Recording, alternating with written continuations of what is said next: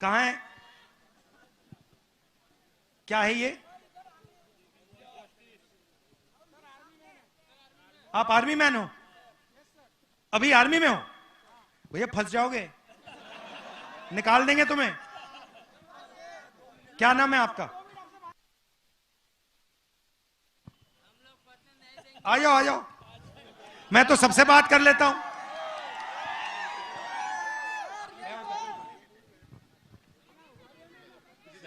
Thank you brother.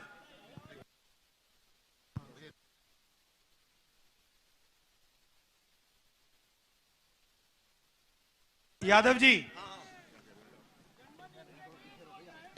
आराम से माथू बढ़ता नहीं ऊपर। यादव माथू बढ़ता है। बताइए।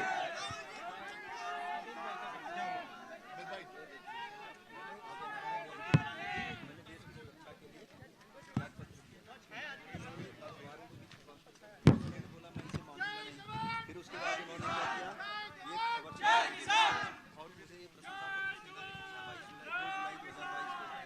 तो अभी ये क्या छपवा रहे हैं कि मैं 2 साल ही केवल सर्विस किया,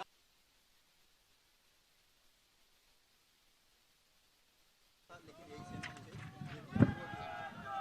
ये चीजें और मोदी जी छपने नहीं दे रहे हैं।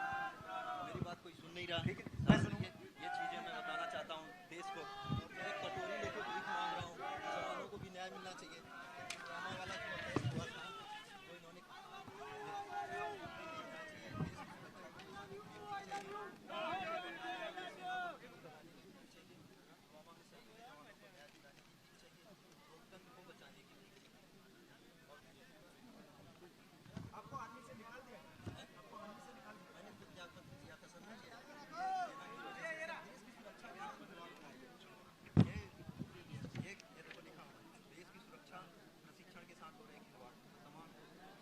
अच्छा एक बात बताओ, ये तो मैं सब आपसे अब देखूंगा, आपसे बात करूंगा मैं आपसे। आप आर्मी को थे, आर्मी के थे, ये अभी आर्मी में नहीं है, तो मैं आपसे पूछना चाहता हूं, अग्निवीर से देश को फायदा है नुकसान है? नुकसान है सर। भैया भैया इनको बताओ, अग्निवीर से देश को क्या नुकसान है? सर ये आप लोगों की सुरक्षा के साथ खिलवाड़ हो रहा है। ये कोई 4 साल की नौकरी मात्र नहीं है, ये देश की सुरक्षा के साथ खिलवाड़ किया जा रहा, आप लोगों की सुरक्षा के साथ खिलवाड़ किया जा रहा। ये सिर्फ पेंशन की बात नहीं है, ये भारतीय सेना किसी के बाप की बपौती नहीं है, ये हमारी और आपकी सेना है, हर लोगों की सेना है, जिसकी वजह से मैंने इस सच्चाई को जब बोला था कि भारतीय सेना के साथ खिलवाड़ नहीं होना चाहिए, तो इस वजह से मैंने त्याग पत्र दिया। लेकिन उन्होंने बोला ये चीजें मान्य नहीं है, इस चीज को दबाया गया। अच्छा मुझे एक बात बताइए, पहले जो आर्मी थी उसमें एक है, दे देंगे आपको, उसमें कितने कितने सालों की ट्रेनिंग होती थी? सर मेरी खुद 3 साल की थी और उसके बाद 1 साल की और एडवांस। तो आपकी 4 साल की ट्रेनिंग हुई। आप मुझे बताओ, जो अग्निवीर को 6 महीने की ट्रेनिंग दी जाएगी, उससे काम बन जाएगा? सर वो भी ट्रेनिंग प्रॉपर नहीं हो पा रही, उससे कहीं काम नहीं बनने वाला। वो सेना को बिल्कुल कमजोर किया जा रहा है।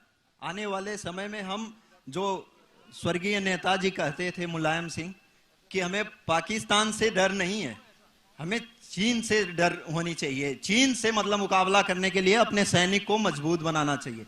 लेकिन ये लोग अभी हमें ऐसा कमजोर कर देंगे कि आने वाले समय में पाकिस्तान से भी मुकाबला करने में सोचना पड़ेगा, अगर ऐसी व्यवस्था लाई गई तो देखिए, पहले क्या था, पहले लाखों युवा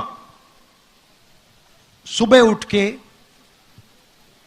5 बजे 2-3 घंटे दौड़ते थे, पुलअप्स करते थे, पुशअप करते थे, वर्जिश करते थे आर्मी में जाने के लिए।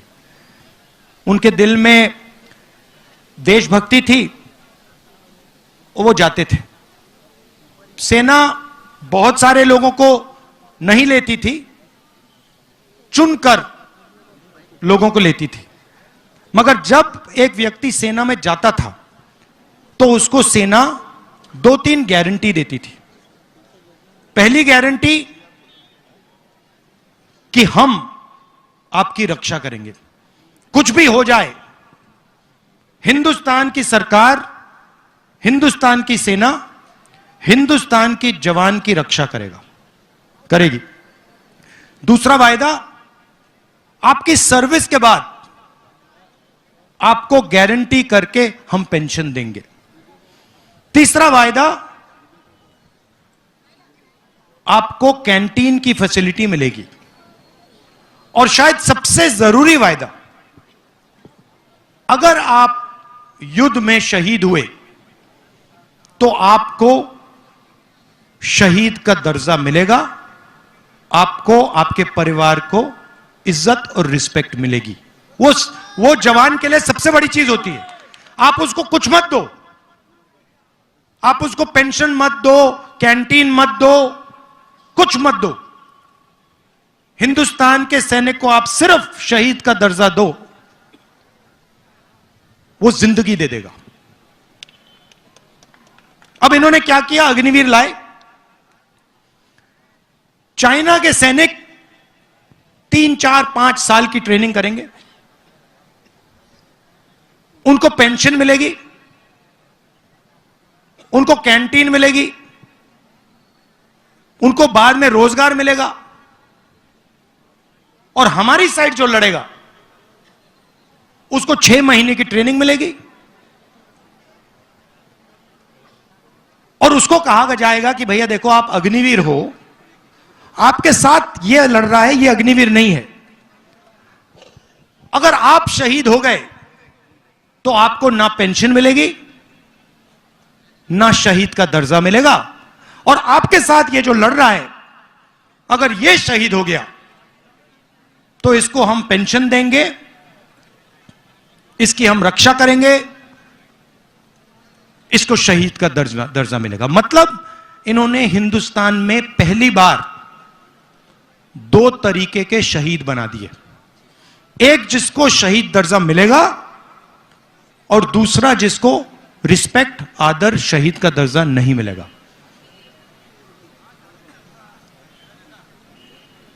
सही? तो इससे क्या, आपको क्या लगता है, हिंदुस्तान की सेना मजबूत होगी, कमजोर होगी? कमजोर होगी, मनोबल गिर जाएगा। अच्छा, पहले क्या होता था, हथियार कौन बनाता था? HL। हाँ, सब कुछ जानते हो आप लोग, गुजरात के लोग सब कुछ जानते हैं। HL, Indian ordnance factory, DRDO। अब कौन बना रहा है? अदानी डिफेंस। वो अंबानी अनिल अंबानी में, उसका थोड़ा बिजनेस खराब हो गया बेचारे का। तो अब क्या होगा, सिपाही को, जवान को पेंशन नहीं मिलेगी, शहीद का दर्जा नहीं मिलेगा, कैंटीन नहीं मिलेगी, अदानी की राइफल मिलेगी। कारतूस भी अदानी बनाएगा, ड्रोन भी अदानी बनाएगा, राइफल भी वो बनाएगा। बनाएगा नहीं, इजराइल की कंपनी के साथ उसकी पार्टनरशिप होगी, असेंबल करेगा, थोड़ा सा पैसा वो लेंगे, थोड़ा सा पैसा ये लेगा, और हिंदुस्तान का जवान बिना ट्रेनिंग के शहीद होगा। तो ये है इनकी सोच। इसका बहुत जबरदस्त नुकसान होने वाला है। अभी जनता को समझ नहीं आ रही बात, इससे बहुत भयंकर नुकसान होने वाला है सेना का और हिंदुस्तान का। गर्मी, बारिश, बर्फ, सब कुछ देख लिया और रास्ते पे हजारों लोगों से बात हुई। यात्रा के अंदर से, भीड़ से एक बहुत अच्छा सुंदर नारा आया, नफरत के बाजार में मोहब्बत की दुकान खोलनी है।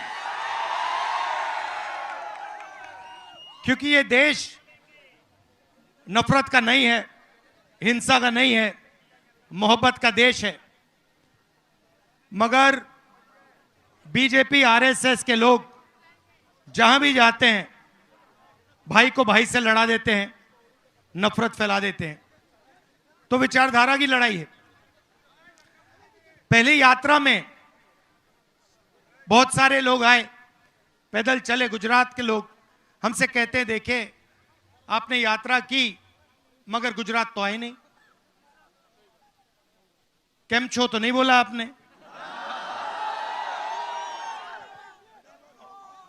मणिपुर के लोगों ने कहा, उड़ीसा के लोगों ने कहा कि आपने साउथ से नॉर्थ कर दी,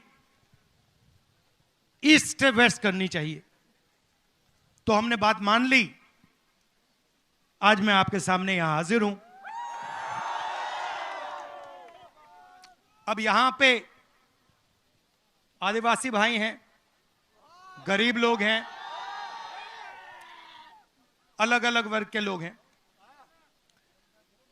यहां पे कोई आदिवासी युवा है?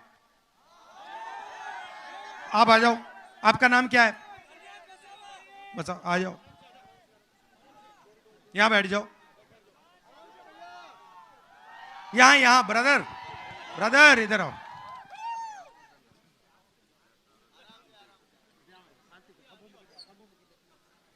उस पे हाँ, तो मुझे बताओ, देश में आदिवासियों की कितनी आबादी है? सर आदिवासी हिंदुस्तान में आदिवासी कितने? सर ज्यादा है और मूल निवासी है। आदिवासी के लिए आपने सर बोला जल, जंगल और जमीन। नहीं भाई, सवाल का जवाब दो।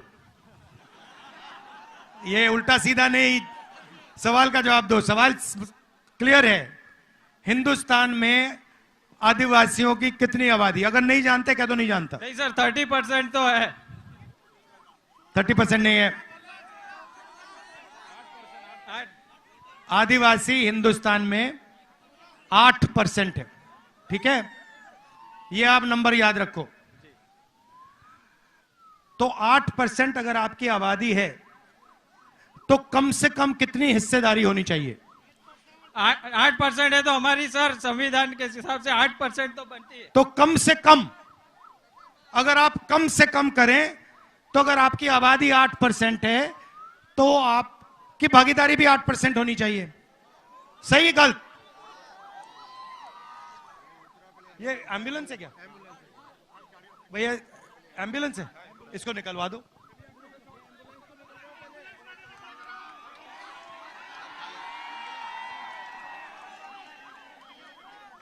भैया रास्ता बना दीजिए।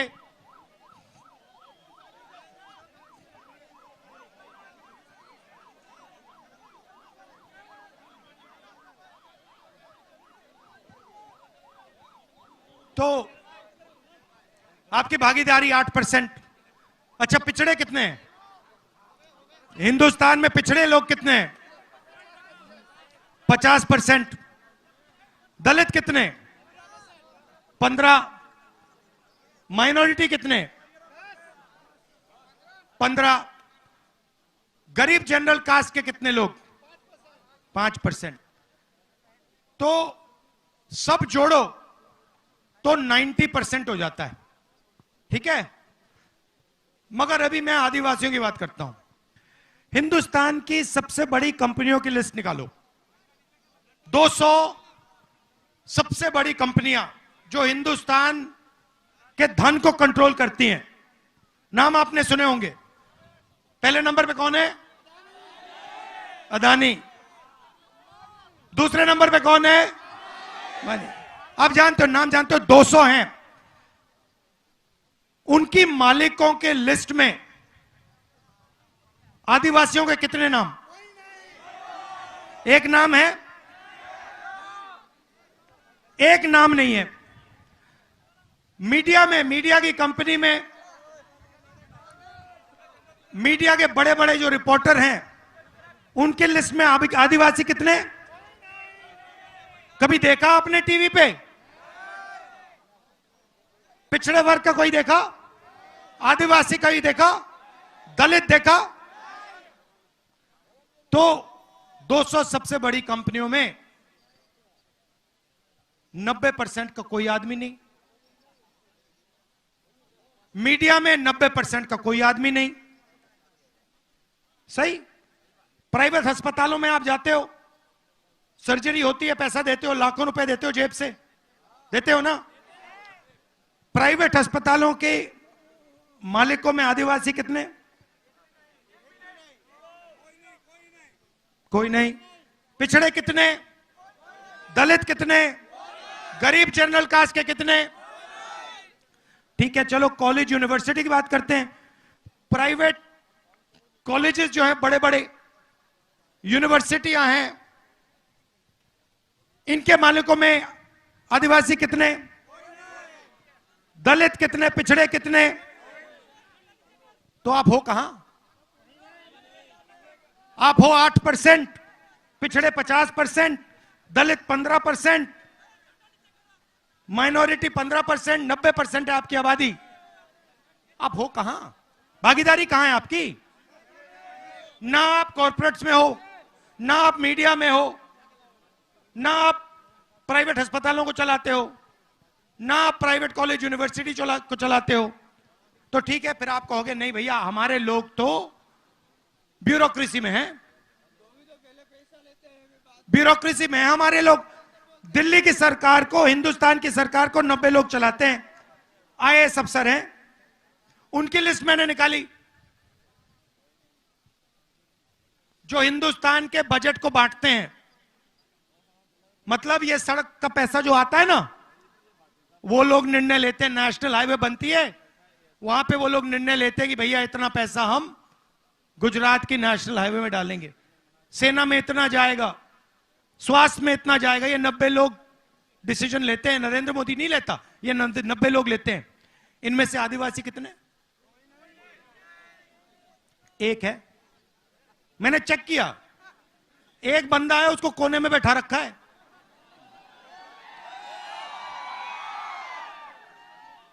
और अगर हिंदुस्तान की सरकार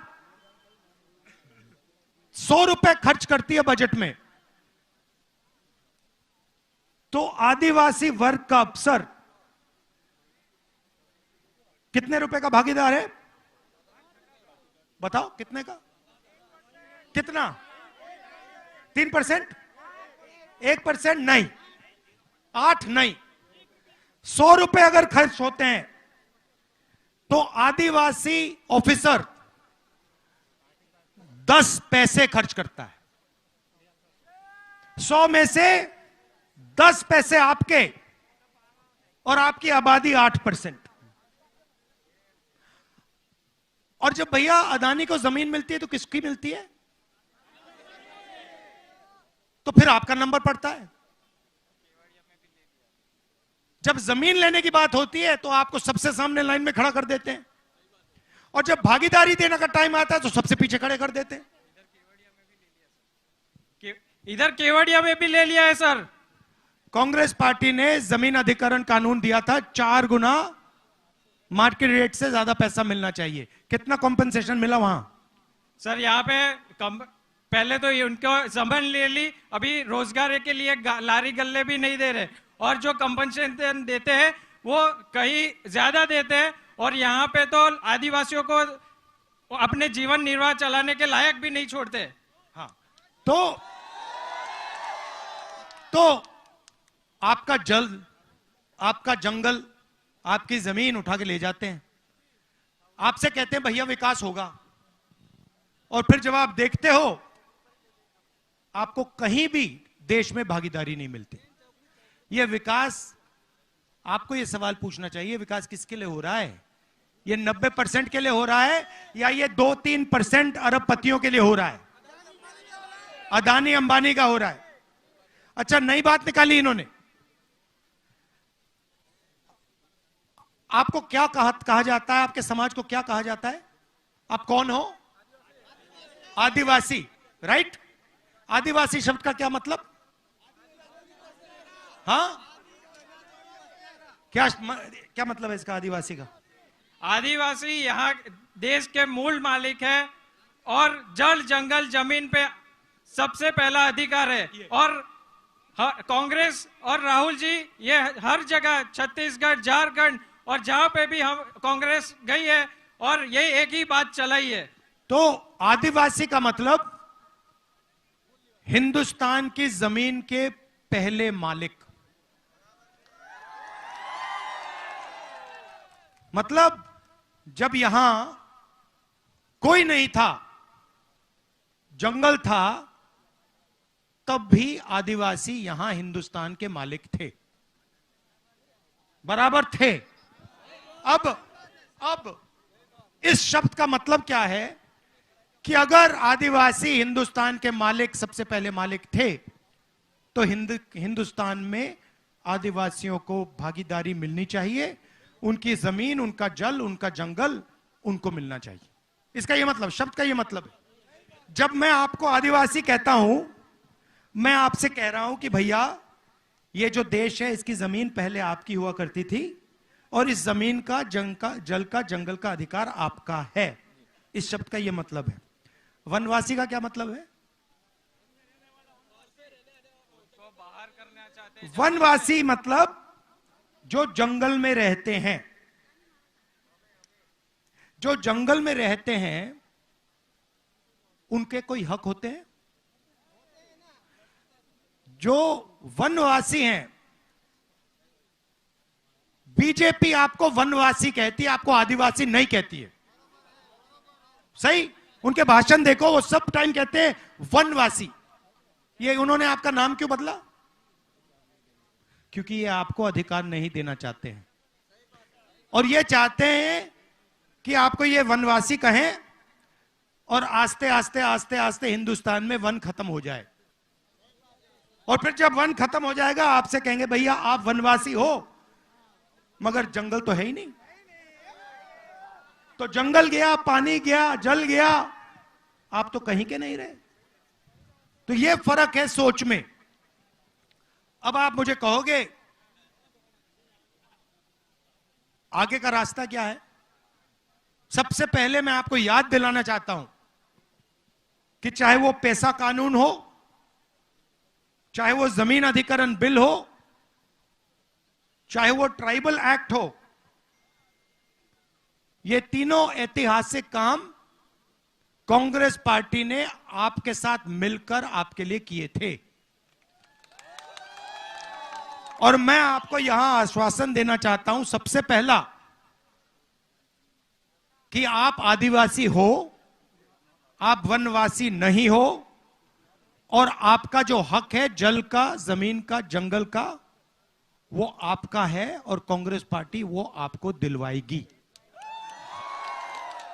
और जो हमने जमीन अधिग्रहण बिल का कानून लागू किया था, फॉरेस्ट राइट एक्ट लागू किया था, उसको हम फिर से ठीक से इंप्लीमेंट करेंगे और जो आपको जमीन मिलनी चाहिए, जो आपका हक है, वो हम आपके हवाले करवा देंगे। अब दूसरा मामला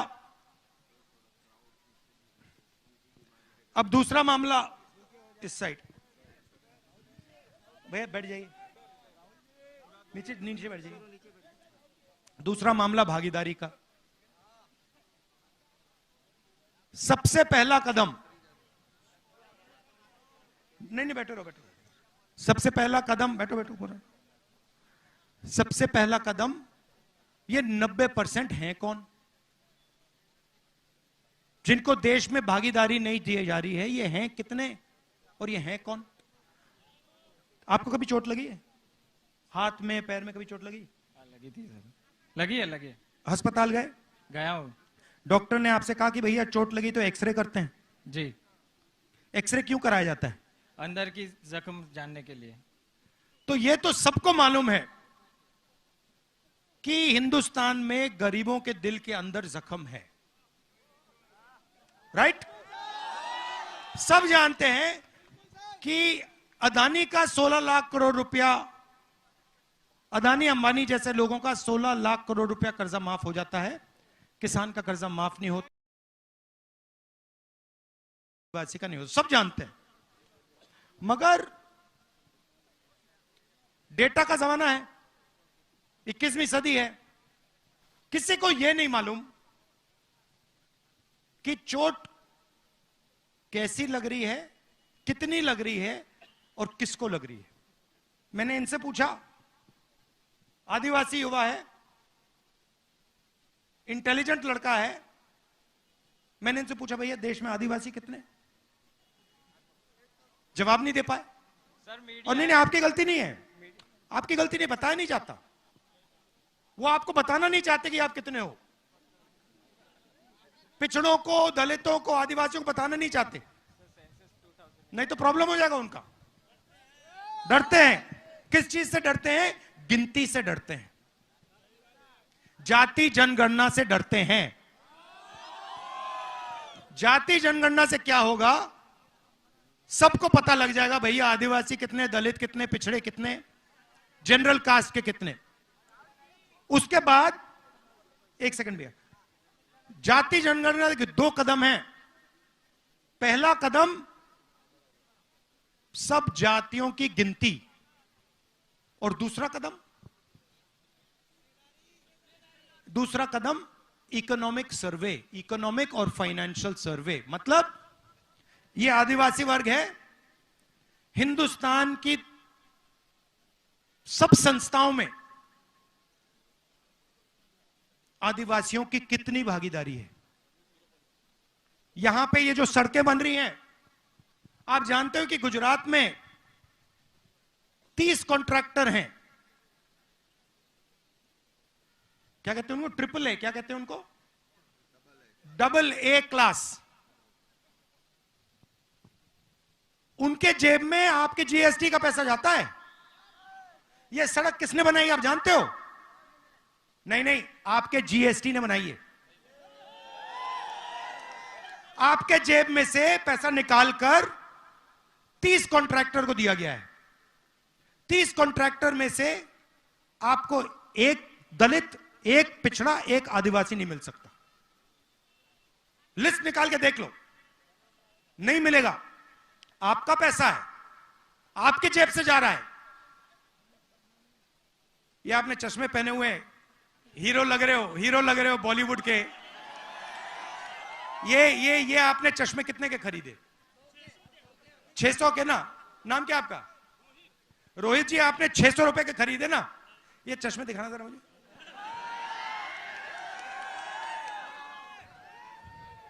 ये जो चश्मे खरीदे रोहित ने,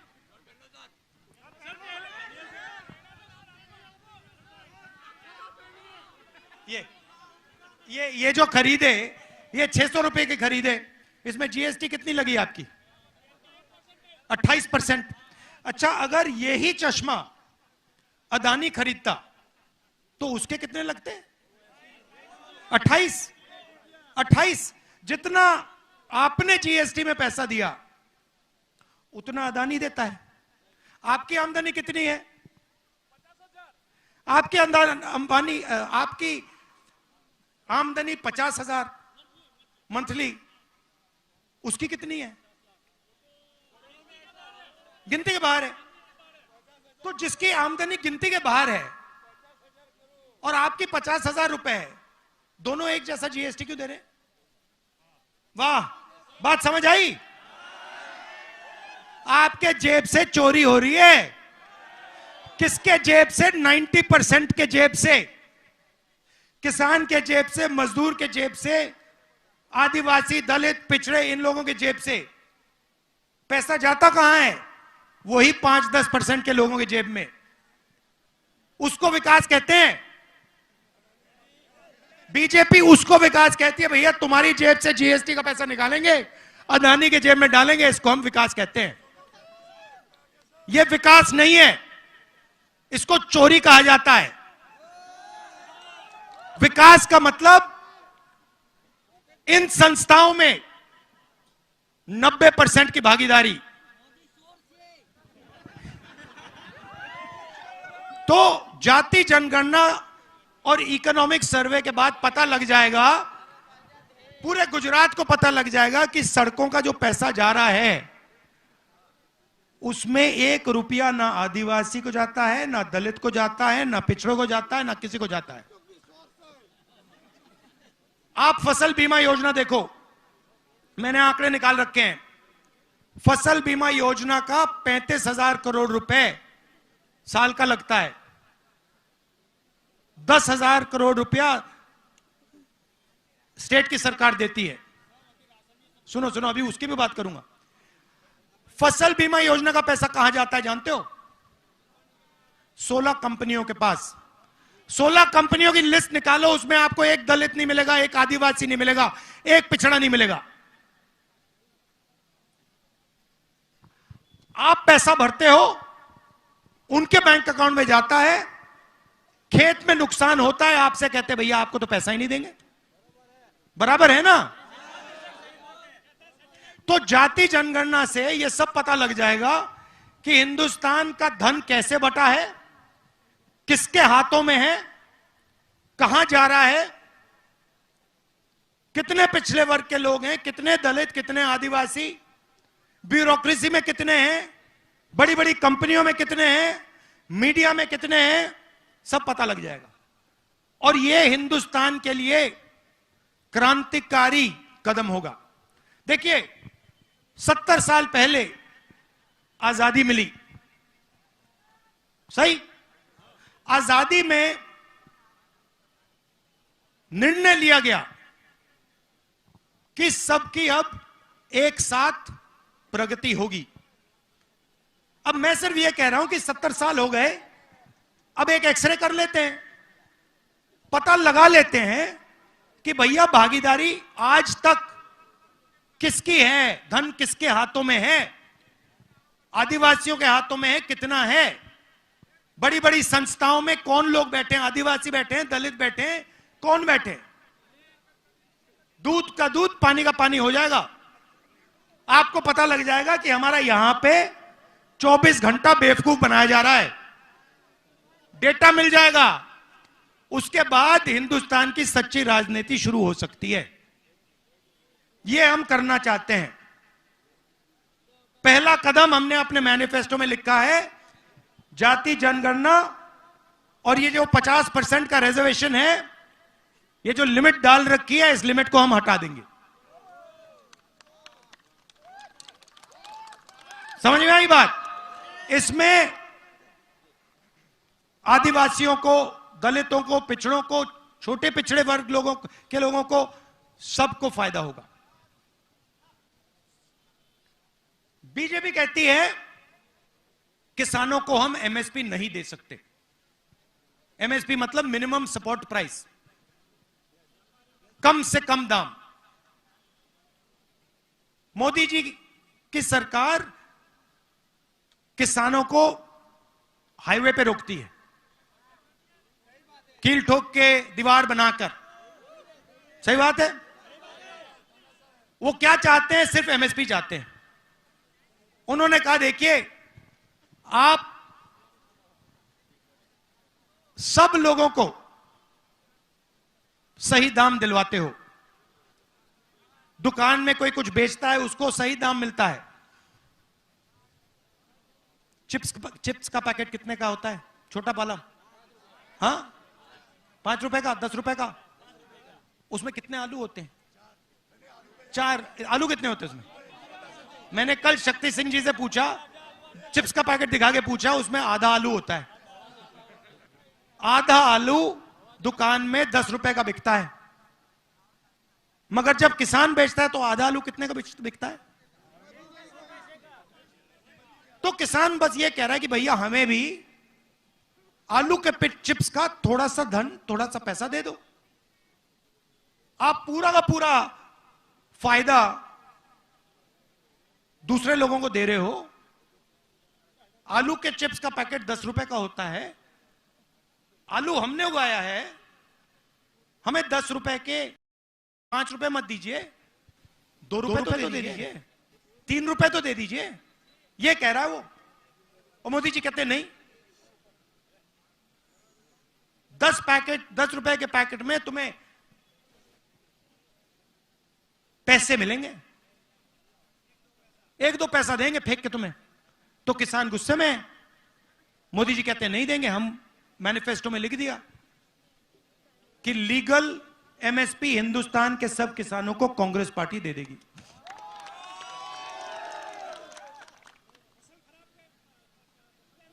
बोलो बोलो भैया, खुल के बोलो। यह बीजेपी की मीटिंग नहीं है, ये कांग्रेस वालों की है। हाँ,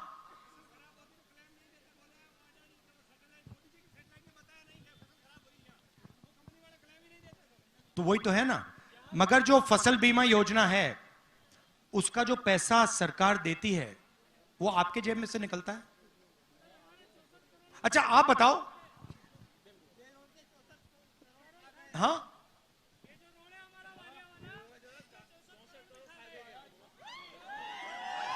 मोदी जी के बर्थडे पे बॉय आ गया था सर। तो भैया अब देखिए, मैं आपसे एक सवाल पूछता हूं। ये देखिए मीडिया वाले खड़े हुए हैं यहां पे, देखिए उनकी ओर देखिए जरा। नमस्कार, कैसे हैं आप लोग? हेलो, मुझे एक बात बताओ, ये जो हैं ये इन्होंने आदिवासियों की जमीन के बारे में कभी बोला टीवी पे? कभी इन्होंने किसान के बारे में बोला है टीवी पे? मजदूर का चेहरा कभी दिखाते हैं? क्यों नहीं? अदानी मीडिया, मोदी मीडिया,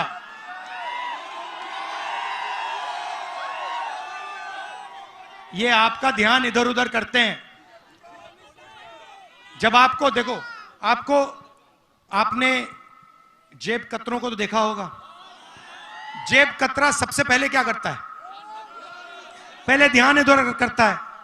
देखो, पहले कहता है भैया उधर देखो, उधर देखो भैया, ओ उधर देखो। वो प्रधानमंत्री का काम है। भाई और बहनों, उधर देखो, थाली बजाओ, इधर फोन चलाओ, वो देखो भैया, उस साइड देखो। आप लोग इधर उधर देखते रहते हो, आप देखते रहते हो। सच्चाई है। जैसे मोदी जी कहते हैं भैया मैं समुद्र के नीचे जा रहा हूं, आप लोग टीवी ऑन करके देखते हो, भैया ये समुद्र के नीचे चला गया। फिर वो क्या कहते हैं, वो क्या था वो चुनाव के समय, वो सी प्लेन पर चढ़ जाता है। फिर आप देखते हो भैया मोदी जी सी प्लेन पे जा रहे हैं। तो आपका ध्यान इधर उधर करता है। पीछे से दूसरा आता है, पीछे से अदानी जी आते हैं, ऐसे आते हैं और ये कर जाते हैं। और दूसरी साइड अमित शाह डंडा लिए खड़ा रहता है कि कोई डिस्टर्ब करेगा तो मैं मारता हूं। ये है गुजरात मॉडल, यही है गुजरात मॉडल। ये यहां शुरू हुआ था और अब ये पूरे देश में फैला दिया इन्होंने। तो इसको रोका भी यहीं जाएगा। और कौन रोकेंगे? आप लोग रोकोगे, गरीब लोग रोकेंगे, किसान, दलित, आदिवासी, पिछड़े, ये लोग रोकेंगे। सही बात है। और ये रुकेगा, देख लेना। मगर ये मत भूलिए, जाति जनगणना क्रांतिकारी कदम है। ये आपको छोड़ना नहीं है, ये छोड़ना नहीं है आपको। ये आपको आपका ये दरवाजा खोल देगा, दीवार तोड़ देगा। ये भूलिए मत मेरी बात। मेरा लक्ष्य है कि हिंदुस्तान का जो धन है, जो संस्थाएं हैं, उनमें हिंदुस्तान के सब लोगों को भागीदारी मिले। चाहे वो शिक्षा हो, स्वास्थ्य हो, बड़ी बड़ी कंपनियां हो, मीडिया हो। मेरी सोच है कि सब लोगों की भागीदारी होनी चाहिए, सब लोगों को जगह मिलनी चाहिए।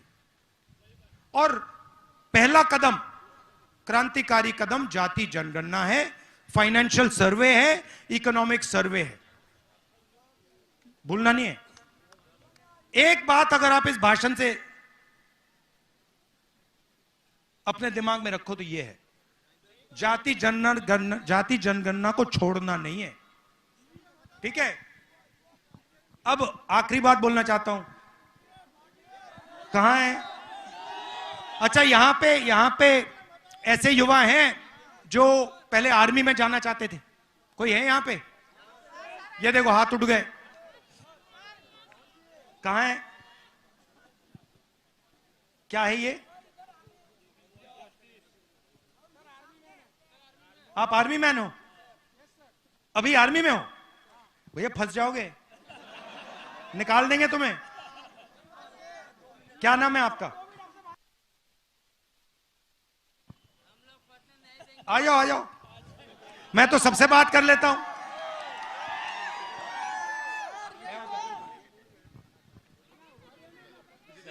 Thank you brother.